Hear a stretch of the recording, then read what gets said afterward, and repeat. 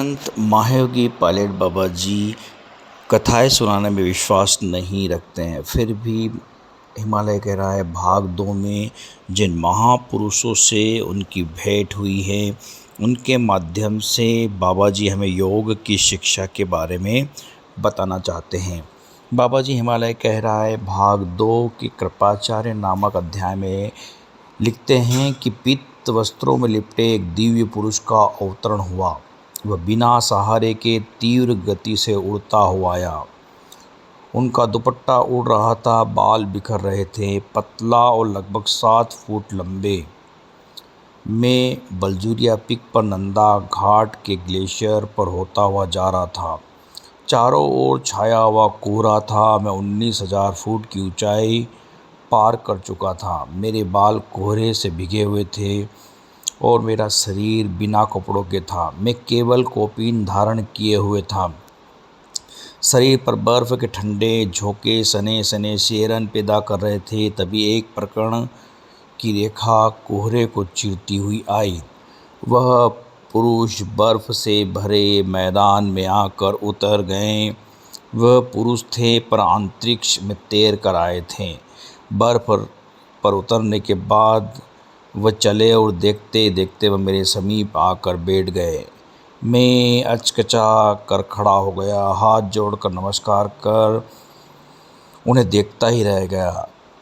वह न हंस रहे थे न कुछ बोल रहे थे। मैं कुछ पल बाद बर्फ़ पर लेटकर आसमान की ओर देखने लगा। तब उन महापुरुष ने पूछा, क्या मेरा आना तुम्हें अचंभित नहीं करता जो तुम आसमान को देखने लगे हो? मैंने उन्हें देखते हुए कहा, आप आए हैं और चले भी जाएंगे, अपनी इच्छा अनुसार आए हैं और स्वेच्छा से ही जाएंगे भी। पहले सोचा आप कौन होंगे। प्रश्न भरी निगाहों से आपका अभिवादन कर मैंने देखा भी, पर मैंने बिना मुस्कुराहट का चेहरा देखकर मैं लेट ही गया। आकाश की ओर देखकर मैं आसमान से ही पूछना चाहता था, क्योंकि आप अंतरिक्ष से ही आए हैं और इस ब्रह्मांड में अनेक महापुरुष अपनी इच्छा से आकाश में चलते हैं, जल में तैरते हैं, आना जाना लगा ही रहता है।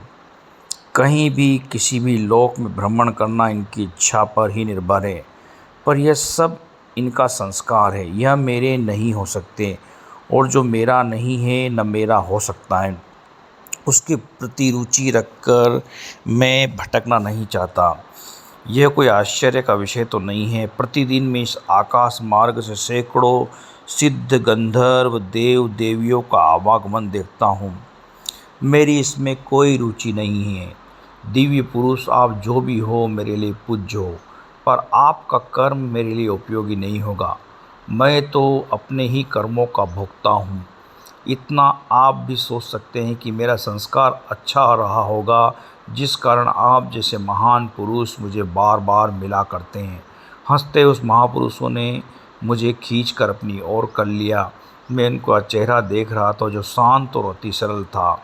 लगता था पहले कहीं देखा है, पर कहाँ यह जानने का यह मौका नहीं दे रहा था। अश्वत्थामा जी ने ठीक ही कहा था कि अद्वैत वृत्ति में घूमने वाले योगी कभी भी कोई चीज़ प्राप्त करने की इच्छा व्यक्त नहीं करते। यही सच है। अपना ही कर्म प्रारब्ध और संस्कारों का निर्माण करता है। जो अपना कर्म होता है दूसरों का आशीर्वाद या दान हो सकता है, पर कर्म का भोग नहीं। दूसरों का दिया तो उधार है जो कभी भी समाप्त हो सकता है, पर अपना कर्म निर्माण और विलय दोनों का साक्षीभूत है, जो उदय और अस्त होता है। अपना कर्म ही अपना साथी होता है। हम मार्गदर्शन बन सकते हैं, हम साक्षी बन सकते हैं, पर भागी नहीं। वे महापुरुष बोले, मैं कृपाचार्य हूँ। वे ही कृपाचार्य, महाभारत के कृपाचार्य। अश्वत्थामा जी ने कभी तुम्हें मेरा परिचय दिया था। महाभारत के तुम कुछ मुक्त पति की इस ब्रह्म स्वरूप ईश्वर की आज्ञा से संसार की वृत्ति लीला को देख रहे हो। कभी न समाप्त होने वाली इस लीला को देख देख कर बनाया जीवन निरुद्देश्य लगता है। संसार के सार को हम जान लेने के बाद भी विश्व के भोक्ता जीवों का अवलोकन कर हम हिमालय में रमण करते हैं। जीवन है भी इसी के लिए। जीव जितना ही स्वतंत्र होगा उतना वह अपने आप को खोज कर अपने में खो सकता है। हम दोनों वहाँ से मथुरादास बाबा की गुफा की ओर चल दिए। उन्होंने कृष्ण के सभी तरह के व्यक्तित्व की चर्चा की, पराभाव रूप नश्वर की, नाट्य लीला की, तो गोपियों के पीछे व्याकुल गोप बालक का रूप, तो युद्ध के मैदान में सारथी बने कृष्ण के रूप का भी वर्णन किया। वे बोले कृष्ण पुरुष थे, पर वह पुरुष थे जो विशेष होते हैं। वे सामान्य पुरुष नहीं थे। वे जो कुछ भी करते थे, कृष्ण हम लोगों के बीच में ही रहते थे। हम उन्हें जितना अधिक जानने का प्रयास करते थे उतने ही हम उलझ जाते थे। वे कूटनीतिज्ञ थे, बलवान थे, चालबाज थे, पर योगेश्वर थे। वह सदैव अपने ही बातों को हमेशा पूरा करवाते थे। वे उनकी बातों को कोई काट नहीं सकता था। महाभारत होने का एकमात्र कारण कृष्ण थे। कृष्ण न होते तो महाभारत न होती। पर महाभारत होना भी जरूरी था, क्योंकि मानव का संकल्प विज्ञान बहुत आगे बढ़ गया था। अत्याचार दुराचार घर घर में फैल गया था। आदमी राग और देश में पल रहा था। भाई भाई की हत्या करना चाहता था। नारी का अपमान होता था। बल का असहायक प्रयोग हो रहा था। स्त्रियों का बलपूर्वक हरण होता था। उस वक्त सभ्यता में परिवर्तन, संस्कृति के संरक्षण और धर्म की रक्षा के लिए महाभारत जरूरी था। कल के महाभारत ने धर्म और संस्कृति का संरक्षण किया, धर्म का मुख्य उद्देश्य माना। पर आज का युग जिसके तुम लोग पात्र हो, वहाँ ऐसा नहीं है। आज विश्व उसी कगार पर खड़ा है। महाभारत आज भी जारी है और मूल युद्ध के लिए वायुमंडल में निर्माण हो रहा है। कपिल तुम अद्वैत हो। महायोगी पायलट बाबा जी को का ओरिजिनल नाम कपिल है। मैं आचार्य हूँ। मैं महाभारत का पात्र रहा हूँ। तुम इस भारत के पात्र रह चुके हो। इस भारत के लोगों से कहीं कि अपनी संस्कृति को न मिटाए, अपनी सभ्यता को न मिटाए। धर्म इन दोनों का मूल है। धर्म संस्कृति और सभ्यता का निर्माण करता है। जहाँ आदमी आदमी से प्यार करता है, अपने धर्म का संरक्षण दे। नहीं तो ऐसा दिन आएगा कि एक दिन धर्म स्वतः तुम्हें छोड़ देगा और तुम कहीं के न रहोगे। किसी भी राष्ट्र, किसी भी व्यक्ति का एक अपना धर्म होता है, जिस पर चलकर आदमी अपने भविष्य का निर्माण करता है। और जिस राष्ट्र का अपना कोई धर्म नहीं है, उसकी प्राचीन संस्कृति और सभ्यता नष्ट हो जाती है। उस राष्ट्र पर दूसरे राष्ट्र की संस्कृति लद जाती हैं और ऐसा राष्ट्र स्वतंत्र होते हुए भी गुलाम होता है, क्योंकि वहाँ का अपना व्यक्तित्व और अपनी विचारधाराएं नष्ट हो जाती हैं। अतः कपिल तुम हमेशा अपने धर्म का पालन करो। देखो कपिल, मैं महाभारत से लेकर आज तक की विश्व सभ्यता को देखते आ रहा हूँ। भारतीय संस्कृति जो कल तक विश्व के लिए बहुत बड़ा योगदान थी, वही भारत सदियों तक गुलाम रहा और आज की हालत गुलामों से भी खराब है। जिस देश के मूल निवासियों को अपना कोई धर्म नहीं, अपनी कोई सभ्यता नहीं, वह लोग स्वतंत्र कहाँ हैं? ऐसे देश का एक दिन पतन हो जाता है, जहाँ केवल व्यक्तित्व की पूजा होती है और जहाँ प्रजा को अपना गुलाम समझा जाता है। कह देना यहाँ कोई जिंदा रहने के लिए नहीं है। अधिकतर तो श्रेष्ठ कर्मों का भोग है जो कभी भी छिन जाएगा, और फिर वे दिन देखने पड़ेंगे जिसकी कभी कल्पना नहीं की थी। आज आदमी को आदमी के ऊपर शासन करने को मिला है। वे कल पशुओं की तरह बेबस और असहाय जीवन जीने के लिए मजबूर हो जाएंगे।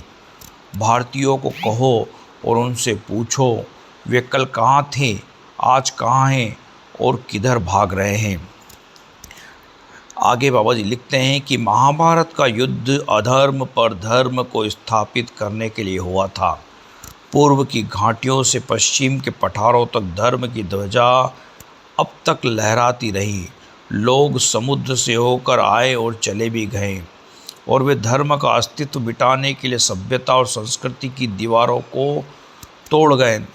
वे भग्नावशेष राष्ट्र के लिए प्रतीक बनकर आज भी कुछ कह रहे हैं कि इतना सब कहर ढाने वाले के प्रयासों से यहाँ की संस्कृति और सभ्यता मिट नहीं सकती। अब अपने ही हाथों भारत का भाग्य मिट रहा है। भारत गुलाम था तब भी उसकी अपनी सभ्यता थी, अपना धर्म था। आज भारत आज़ाद है, पर अब इसकी कोई सभ्यता और संस्कृति अपनी नहीं है। वह अपने को शांति का दूत कहता है, पर वह स्वयं भूखा है। वह अपने पेट को नहीं देख रहा है और दूसरों का पेट भरने का प्रयास कर रहा है। तो कल भारत कहाँ पहुँचेगा? सबको बता दो कि तुम तो मर जाओगे, लेकिन तुम्हारे आने वाली संतानें तुम्हें गालियाँ देगी और तुम्हारी मूर्तियों और समाधियों को तोड़कर वे अपना इतिहास बना लेगी। जिस तरह तुम प्राचीन को खोद कर मिटा रहे हो, उसी तरह वे भी तुम्हारे भग्नावशेष तोड़कर नूतन का निर्माण करेंगे। आज तुम अपना सब कुछ छोड़ रहे हो, विकास के नाम पर दूसरों के से सब उधार ले रहे हो, अपने आंसू बहा रहे हो और दूसरों को प्रसन्न करना चाहते हो। आखिर तुम चाहते क्या हो? यहाँ पर कृपाचार्य जी कहना चाहते हैं कि तुम कभी भी अपने धर्म को मत छोड़ो। कपिल मैं आज तक सब कुछ देख रहा हूँ और अभी कुछ देखना पड़ेगा, क्योंकि देखते रहने के लिए ही हम विद्वान हैं। तुम तो कुछ कह रहे हो, कुछ इन भारतीयों के लिए करो। भारत के अतीत की याद दिलाओ, जहाँ धर्म व्यवस्था थी, संस्कृति थी, सभ्यता थी और लोग सुखी थे। युद्ध तो हमेशा होता रहा है, हो रहा है और होता रहेगा, क्योंकि आदमी को मरना है। युद्ध मार सकता है, प्रकृति भी संहार करती है। प्रकृति भूकंप, ज्वालामुखी, सूखे से मारेगी, तूफान से उजाड़ेगी, तुम्हें उल्का पिंडों से नष्ट करेगी। आदमी युद्ध करेगा और मरेगा। आदमी का विज्ञान ही विज्ञान का पतन है। विज्ञान के पतन से ही नवीन की खोज होती है। आदमी वही है जो कल था। हाँ, प्रकृति ने जितना दिया उतना ही वह लेती है, न वह कम करती है न बढ़ती है। वे ही जीव भिन्न भिन्न योनियों में चलकर ब्रह्मांड में भटकते हुए आते जाते रहते हैं। महाभारत के जो योद्धा थे वे आज भी हैं। फर्क केवल कल की सभ्यता में और आज की सभ्यता में है। कल भी घर की तलाश और स्वाभिमान की रक्षा के लिए युद्ध हुआ था, आज भी वही होता जा रहा है। हमें युद्ध की विभीषिका से भारत को बचाना है। कृपाचार्य जी की शिक्षाओं का आगे का वृत्तांत हम भाग 2 के वीडियो में देखेंगे। अतः आगे का वीडियो देखिए, महाभारत के कृपाचार्य जी भाग 2। खूब ध्यान कीजिए, खूब मंत्र जाप कीजिए। ओम नमः शिवाय, ओम नमः शिवाय। जय महायोगी पायलट बाबा जी की, जय महायोगी पायलट बाबा जी की।